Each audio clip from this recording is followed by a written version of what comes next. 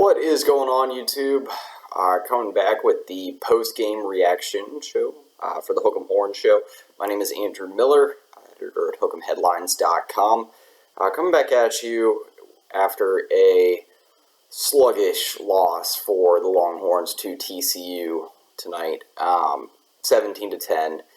A game that was a tough watch. It was very slow offensively. Both teams couldn't get much going. TCU was able to break free on a few plays that made enough of a difference for them to get a couple touchdowns on the board and a field goal. We saw a little bit more movement in the second half than we did in the first half, but as a whole, just a very slow game that I don't think anyone really expected to see. I'm going to give my thoughts, some reactions, some analysis.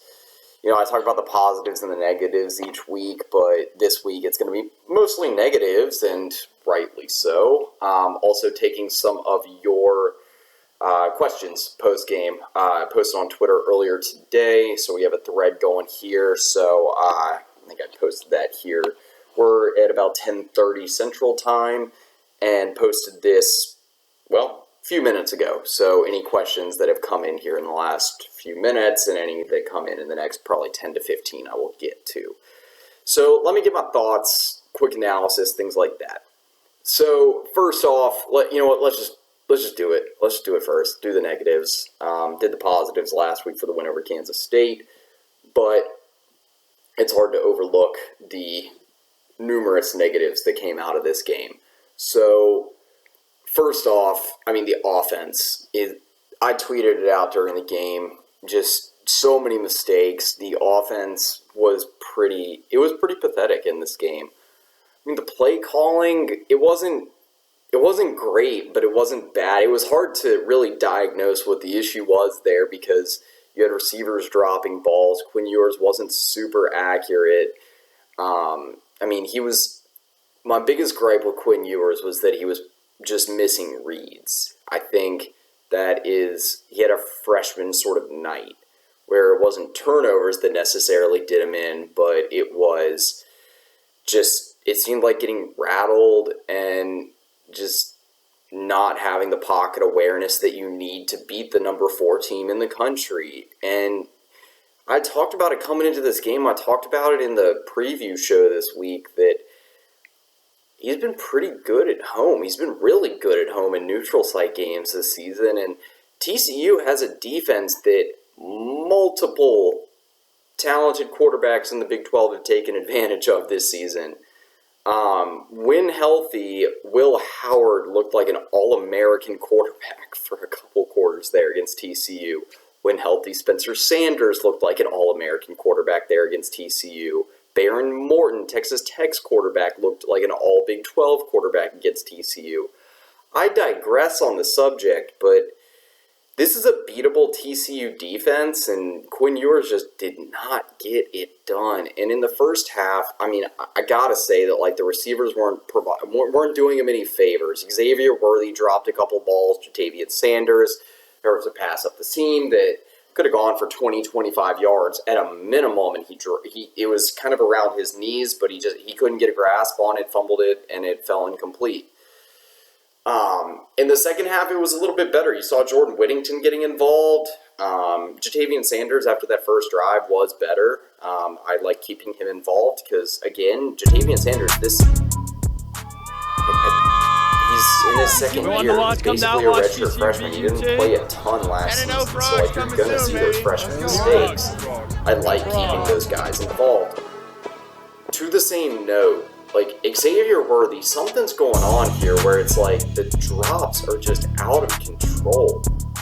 He's not fighting for the deep balls like he was last season. Contested catches aren't really a thing for him anymore. I think that Texas is, sometimes Quinn Ewers just gets tunnel vision to Xavier Worthy, and that causes issues. It allows defenses to get really clean reads on the ball. You can see sometimes the missed deep balls are really, really getting to Ewers early on, and then I think you kind of saw that when he had missed 2 deep balls early to Worthy, and then he underthrew one that ended up getting picked by Travius Hodges-Tomlinson in the first half. And these adjustments in game that Ewers is making, it's not working. And God knows. That's just in the first half. In the second half, he was missing guys when Texas had key chances in the red zone, and that is one of the biggest issues coming out of this game is Texas had so many chances to win, and they just couldn't do it. I mean, the passing game's got to be there. It's 5 stars all over the place. And if I'm just coming from the perspective of a neutral fan here, this was a disappointing result to see. Ewers finishes up the night, I believe, 17 of 39, about a little over 170 passing yards, no touchdowns, 1 interception. He wasn't making too many turnover-worthy plays. It wasn't turnovers that were the issue. It was the missed reads, poor timing with his receivers. We're seeing a lot of instances where he's just not on the same page with his targets in the passing game. The wideouts just there's not one receiver that he's really on the same page with on a consistent basis. Jordan Whittington was good in the second half. They got him involved, I think 6 or 7 catches, 78 yards. He was good, but yours, just the timing, the chemistry is not there. And that's causing a lot of issues. You saw that in abundance against Oklahoma State. Wasn't there. It definitely was not as prevalent against Kansas State, but this weekend again, it was bad. It was really, really bad. Other things, I was not a fan of a lot of the. I don't want to bash this too much because it's not the right thing to spend time on talking about here, but the play calling in the red zone I think could have been better, but I don't know. I would grade it out as a C. It's not. That wasn't my biggest issue. The blocking also was not very good. This is a TCU defensive line that has been not great this season. And, I mean, we can talk about TCU's offensive line, but we'll get to the defense in a second because that was one of the, obviously, a positive.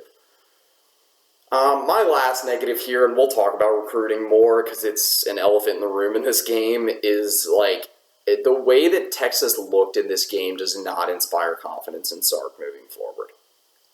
You had a few dozen priority recruits in attendance for this game. Anthony Hill, Arch Manning, 2 of the biggest names on campus, Deuce Robinson, Marcus Deal, DeAndre Moore. These guys are not going to be impressed. If I'm Marcus Deal, I watched what TCU's defensive line did to Texas. Marcus Deal is one of those recruits where it's this sort of game is not what you wanted if you're Texas. Arch Manning, I don't think it's going to have a huge impact on him, but I mean, from everything I've heard, every step of the way he's been locked in, I don't think this game's going to change that all that much, but it worries me for some of the wideouts and the tight ends you had on campus. If you were looking for finishing touches to wide receiver recruiting, tonight was just not it. DeAndre Moore was in attendance last weekend when Tennessee was beaten pretty convincingly by Georgia in Athens, and I already thought that Georgia had a little bit of a lead to flip Moore from Louisville, where he's currently committed, and I bet coming out of this weekend, I'll do some digging here, but I bet that remains the case. And you know what? I'll get into the positives right quick, which, for one, is if we're still talking about recruiting, this serves as a clean transition for that. Anthony Hill was one of the biggest recruits, and I mean, I don't think any of the defensive recruits are going to come away from this game and be yeah, this defense isn't headed in the right direction. The defense played tremendous on, I'd say, 95% of the plays in this game. There were some that got away. Kendre Miller's 75-yard touchdown run, and some of the tackling late for the run. TCU's ground game got going late. You can see why Kendre Miller is a 1,000-yard rusher, why Emery DeMercado is a very, very quality backup running back, why Max Duggan is a dual-threat quarterback. And why TCU's experienced offensive line thrives so much blocking for the run. This is a group that is built to be able to run the ball in the second half and take over games. They've been a second half team that's able to run the ball down teams' throats for a lot of the season. And that showed up in the second half. You also saw the importance of Quinn Johnston. I mean, they have a cheat code that they can go to in these sort of situations. Quinn Johnston was definitely limited by injury. You could tell that. That ankle was bothering him. But TCU still was able to get it going with him when they needed to. I mean, and there's other weapons that TCU has, but Quinn Johnston is far and away the best player. I'm not going to say that because Kendra Miller is a very good player. I'm not going to say he's far and away, but Quinn Johnston is definitely the best player on that team. If Quinn Johnston isn't on that team, I've shouted it to the high heavens all season. They probably have 2 losses at least right now. Anyway, the defense was yes. So, long story short, the defense was a major positive in this game. Baron Sorrell, I'm going to do this in my post-game write-up, but he was great. He is coming into his own as a run defender. He is starting to make more of an impact, clearly, as a pass rusher. The post-game stats here, I was keeping track of him for a little bit there, but I want to say 3 run stuffs. 3 run stuffs. He comes up with... they have 1 sack on here, and I don't buy that. I counted 1.5 or 2 at a minimum. They have 2 tackles for loss. I counted 3. Yeah, I think that's probably closer, but we'll see. I mean, Texas had, 4 or 5 sacks on the night? The pass rush was definitely much better. The interior defensive line, it was good, for sure, but it got pushed around a little bit in the second half. It was something we hadn't seen this season. So, but I'll keep this is the positive part, so we'll keep it positive. Jahdae Barron, major positive. Great game after I feel like he was asked to do too much against Oklahoma State. There was a lot of adjustments that they made with him in-game to make up for other injuries. And in the last 2 weeks, he has responded in a huge way. Right place, right time, kind of, but he was, he had that scoop and score that when Texas was down 17-3, TCU was driving, that was like, holy crap, Texas is right back in this game. He had about 4.5 minutes, a little more than to go, and Texas could have come up with a stop there, then, yeah, but moot point now, but yeah, Jahdae Barron was great. God knows, he came with 3 tackles for loss. Yeah, Jahdae Barron was really good. Ryan Watts had a tremendous game. Deshaun Jameson was out, and so I was concerned about that heading into this game, and that just added to me thinking that this was going to become a shootout, and nope. But the secondary played well. I thought Jaron Thompson was very sound in this game. Terrence Brooks filled the shoes, at least early on, of Deshaun Jameson. I thought field corner was pretty reliable. I don't really have any gripes with the defense as a whole. And that's what I'm saying. With a guy like Anthony Hill, defensively, I think you can still appeal to him coming out of this weekend. Like I said, where I think Marcus Deal is a little bit of a different situation, some of these defensive line recruits, I think that's going to be a little bit more of an issue. You need to play well against Kansas and Baylor to seal a deal with some of these guys. The Justin Bens. Johnny Bowens is committing, I believe, on Monday. So, anyway. Got the positives, the negatives taken care of here. It's pretty straightforward. I don't want to watch the film, but I will. To dig more into that, and we'll talk more about it on the show here next week. But let's get to some of the questions here. The first one that I saw coming in, 2K MT Salamander, you said, how does this affect recruiting? And I talked about it a good bit in length earlier. It depends on who you're talking about that this impacts for recruiting. On the offensive side of the ball, this has a major impact. I'm looking up and down at a few of the visitors here. Like, you had Jacoby Lane. He's a 4-star kid committed to USC. if you read a lot of the message boards, forums, Inside Texas, Horns 247, things like that, you probably know who Jacoby Lane is at this point. 6'5", 180 pounds, really fluid athlete, fills a need for Texas at boundary receiver, and I think coming out of this weekend, I don't know how you look at a kid like Jacoby Lane and be like, yeah, we have any sort of confidence that he's going to flip now. Even though he did take the visit, I think that was very, very notable for Texas to get that on the books. USC puts up 55 on Colorado this week and looks really, really good. I don't know. Texas would have to do something miraculous, I think, to flip him. He's been pretty locked into USC. I think this might have intrigued him a little bit, but I don't know if that's... there's no way that this doesn't move the needle for him. Deuce Robinson, again, a kid that, 5-star out of Arizona. I think, again, most people watching the video to this point know who Deuce Robinson is.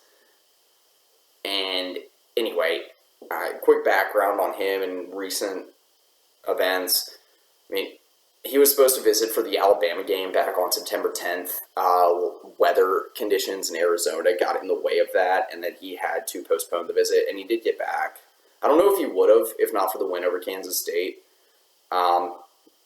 Texas had a lot of momentum building on the recruiting trail in the last week or so, and so, getting him on campus for this game was huge, and this was Texas' chance to move the needle with him, but you can point to the usage of Ja'Tavion Sanders and maybe appeal to that, but overall, I don't think it's very realistic. I think Georgia and Alabama have really good cases to make with him, and USC's been in the lead for a while. And from everything I've heard, I mentioned it in the YouTube show this week, the preview show, that it's possible to. At this point, I don't know how possible it is to get Deuce Robinson. I'll just leave it at that. DeAndre Moore, it's a similar case to Jacoby Lane, where it's like Georgia is a front runner, and I just think that the competition for DeAndre, I'd say it's a similar case where it's like, I just don't think that this visit moved the needle enough. That's the point I'm trying to make here, is that this visit did not do enough to budge DeAndre Moore, I don't think. Texas had a lot of momentum with him about a month ago, and a lot of that has died off in the last couple of weeks. There's a lot of recruits to talk about here. Arch Manning, not great. Not great to show out like this in front of him, but I don't think this is going to shake his confidence too much. Texas needs to respond strong down the stretch, and then I think they're going to be fine with him. Hopefully, that, I'm not saying hopefully for the confidence in him. I'm saying hopefully that, you can show some life in this offense, that you have momentum heading into next season when he arrives on campus. And then on more of an overview for recruiting. Defensive recruiting, I think, is going to be fine coming out of this weekend. Defensive back recruiting is a key subject right now that maybe not enough people are talking about, where it's like, you threw some young guys in this week. You had guys like Jahdae Barron and Ryan Watts make huge impacts.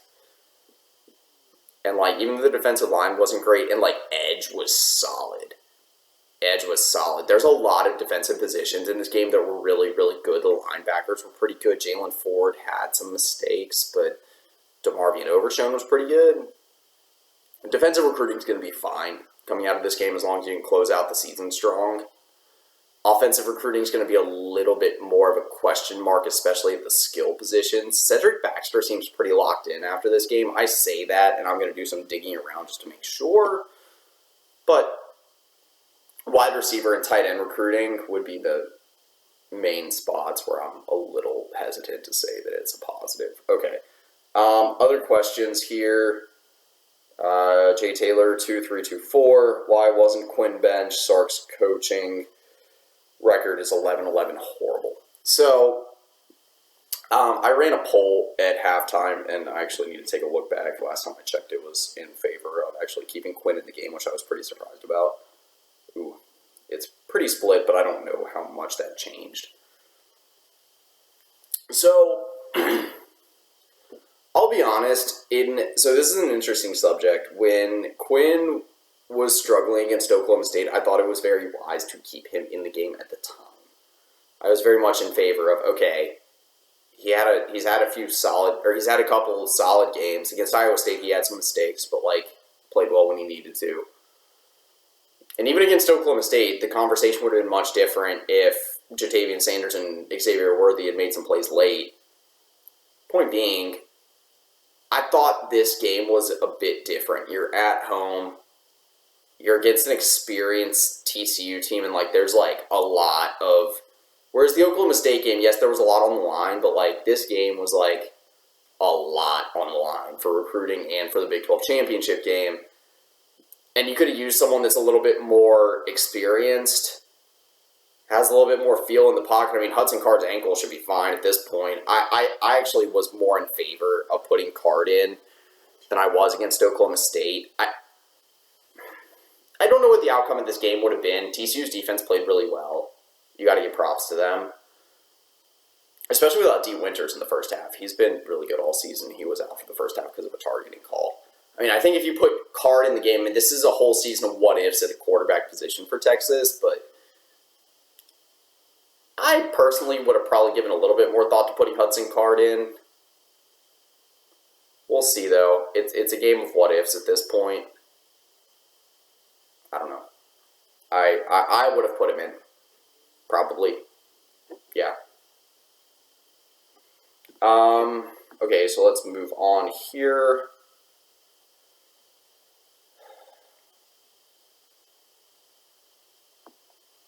We have a few more questions about Hudson Card. I saw someone quote tweet, "Why are we wasting time with viewers when we have Card?" I mean, I'll say the same thing. I probably would have put Card in the game. I think it could have changed momentum. You have that experience in this sort of game with this much online. I think that would have made sense to put him in the game in the second, coming out of the locker room in the second half. Could have swung momentum. Okay, we have... How does that happen? We have Ewers and Sarkisian from Larry Longball SEC. So, I mean, it's a fair question. I mean, again, the play calling in this game I don't think was great. We didn't see a whole lot of wrinkles. There wasn't a whole lot of plays where it was like, oh yeah, that was... The game plan seemed a lot simpler, and I think in ways that makes sense, where it's like TCU does have an experienced defense. It's not to the same note as Kansas State, but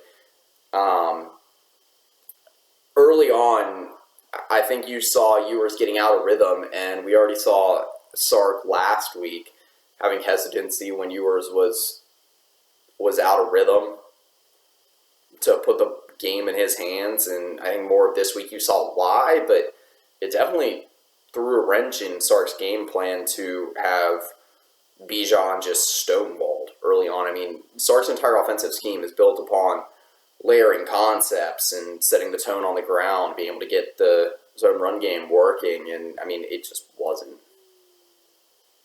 Bijan just wasn't happening. I thought that I would have liked to see Roshan and Bijan involved a little bit more in the passing game. I've mentioned this all season that I like... Bijan has improved a lot as a wide receiver, or as a receiver out of the backfield, and Roshan has always been pretty good at that. And Keelan is a weapon in and of himself, very versatile, but I've mentioned it all season long that I think there's more ways to get them involved. I think there were improvements clearly from a play caller's perspective, but I'll say the same thing about Ewers as I have throughout the show, that, yeah, I mean, he had a freshman night, there were freshman mistakes. I probably would have put Hudson Card in the game. But, yeah, start sticking with Ewers. When will they announce they hired a OC? This is from Buckley08. Say the same thing that I have to the last few questions. I mean, Sark's play calling here was not great. It was a D. It was a D plus, maybe a D. Yeah, let's give it a D sort of game, because I don't think it was an absolute disaster from just a pure play calling perspective.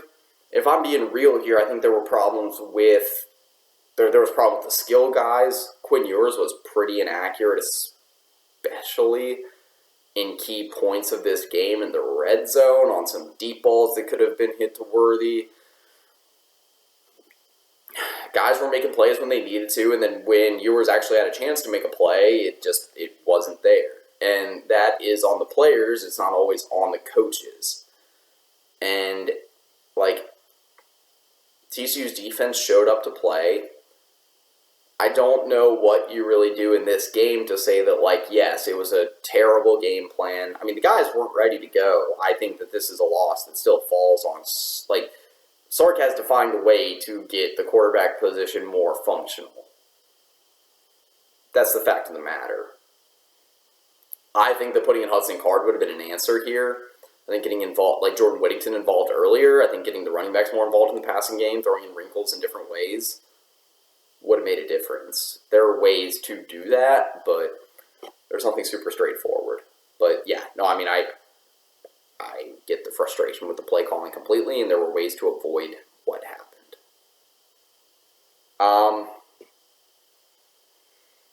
Let's see here. Last question that I have is from Broward83. Does Sark see the SEC as the coach of the Longhorns? After this year, does Del Conte push for an OC? Is this just Sark who has always been and we never saw it? This is interesting. So, after your first sentence, there's a reason why I slowed down just for a second, because I'll say this. I think that Sark was hired to be the coach that transitions Texas to the SEC. So, and I mean, he's got Arch Manning committed. Texas is already bowl eligible. You know, I think it's still realistic to be in the SEC by 2024. So, yeah, I think he still sees the SEC as the coach. I mean, next year, though, is going to make the biggest difference. That's always been the case since Arch Manning was locked in, is that it's hard, even if Texas had gone 5-7 again, if Arch Manning's still locked in, I have a hard time seeing Sark being out as the head coach. That's the fact of the matter. Because, like, even if we look back to Tom Herman, if Quinn Ewers had stuck around in that 2020 class, we don't need to revisit this too much. But then, like, I mean, people know Quinn Ewers leaving, going to Ohio State was a big reason why Tom Herman was fired. The quarterback recruiting at that level matters a lot. I don't need to really beat a dead horse here, but that is huge. And I'll move on to the second part of that question here, because I think that if Sark is just the head coach and he's not play calling on offense, I think you are in a spot where he's not serving the value that you brought him in for, or he's not bringing the value that you brought him in for. Sark they brought him in, I'm not going to say as a counter to Lincoln Riley, because I don't know if that's really, but he was supposed to be the offensive mind that would be able to take Texas to the next level, and that would be able to instill a lot of the values that you see and a lot of the culture, like really get the culture right, and start building up this program in a really functional way, build a solid foundation. Once you move to the SEC, that Texas is a national contender once again. I mean, all this is very known stuff, but like one of Sark's biggest points, why Sark was so valuable to be hired is because he's one of the better offensive minds out there. You can see that a lot of times with this play calling, but this game just was not it. And I don't know what, if you brought in an offensive coordinator, you completely change what you brought Quinn Ewers in for, what you're recruiting guys like Arch Manning, like Jonte Cook, like Cedric Baxter for. And I have a hard time believing you bring in an OC, because also Kyle Flood plays a big role in what this offense turns out to be, and the offensive line recruiting has really hit its stride, and I don't think you want to mess with that a lot. So no, I don't think you bring in an OC. I think 2023 is the season that's going to be the make or break for Sark. And the last part of your question here is, for me, the interesting part for a discussion that you can dig a little bit more into, that, you know what, I say that's maybe that's more of a last season topic. But I think that there are parts of Sark that just will never change. Like, Sark is notoriously frustrated. I mean, I remember watching him at USC, and the 2014 season was really the one where it kind of sticks out as, like, okay, he had a full season with a good quarterback with Cody Kessler at the time. I believe that was a 9-win season for USC. That he had a quarterback that could at least play in the NFL, and Kessler had a good season, but just, I mean, there were losses the USC had with Sark that were very frustrating, and I mean, there was a ceiling with Sark at Washington and at USC, and I don't know how much that's going to translate to Texas. That has yet to be seen, but it's pretty clear that Sark has a lot of issues that repeat themselves and that he's having trouble getting over. That is very real, and that's something Texas is facing right now. I mean, this season is clearly better than last, but, I mean, if Texas doesn't have a lot of stuff working in their favor, eventually this team is going to get to the point where they do have conference title and college football playoff expectations if they keep building up. And if Sark can't coach these big games and come up with a better game plan, really just get his guys ready to go. That's the main thing. Like, I mean, just the players came out flat. I don't like that excuse ever because it's just lazy. And, I mean, there's reasons schematically that TCU was good in this game. You know, they devoted a lot of resources to stopping Bijan Robinson, and that worked really, really well. They isolated their corners on the outside, but Texas wasn't making the plays to get it done. And so, I mean, devoting the extra guys to the box to maybe put more pressure on Quinn Ewers, stopping Bijan, and really just saying, hey, Quinn, you are the one that's going to have to beat us. It worked for TCU.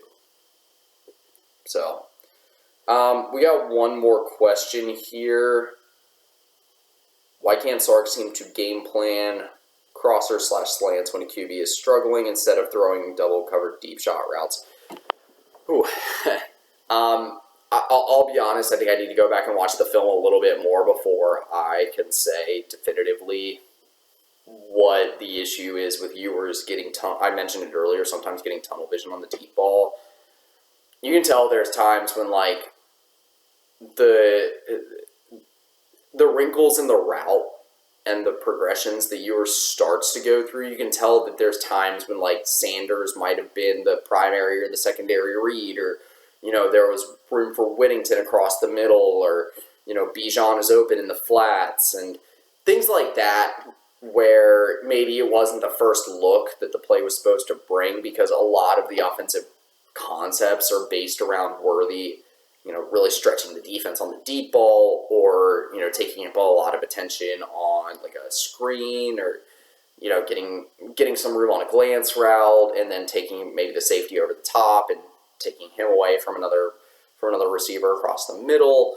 And so I have to go back and watch more of the film before saying what the issue really was there, but I did think it took Sark too long to get someone like Jordan Whittington involved, where they're like, TCU doesn't have the capabilities to deal with Worthy, Sanders, and Whittington. And so there's a lot of ways you could, like, Jordan Whittington should have been more involved against Oklahoma State. That's clear. He got more involved in the second half, and you saw what he could do, but yeah, I mean, I don't know. I think a lot of that has to do with Ewers just not making the right reads on the deep ball. I think that comes along with it. You see that on play action sometimes. You could see Texas trying to get the play action going early. I haven't mentioned that enough. I'll probably put that down in the description below. But anyway, we're going on almost 35 minutes now. So we've gotten to some of the questions here, and I mean, I'm kind of at a loss for the team offensively as to where it goes from here. I mean, you got to see more against Kansas, but, like, I mean, Kansas just got beat by double digits against Tech in Lubbock, and Baylor just got dominated at home, and that's the season finale, or regular season finale.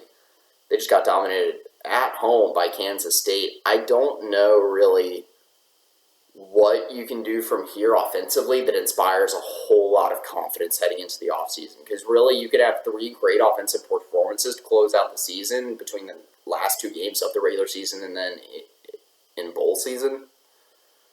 But that's not... Tonight was the night you had to move the needle, and you didn't do it. So, anyway, that's pretty much it. I'll put links to some of the stuff we had post game in the description below. Anyone that got questions in, appreciate y'all. Appreciate y'all getting involved, and I will continue to post threads on the post game to get more discussion going, and I'm happy to get a little bit more dialogue going there. But anyway, that's pretty much it. From Andrew Miller, editor of Headlines.com. We'll be back with recapping this game and then talking more about Kansas for next week here in the next few days. Recruiting talk as well. But that's pretty much it. See ya.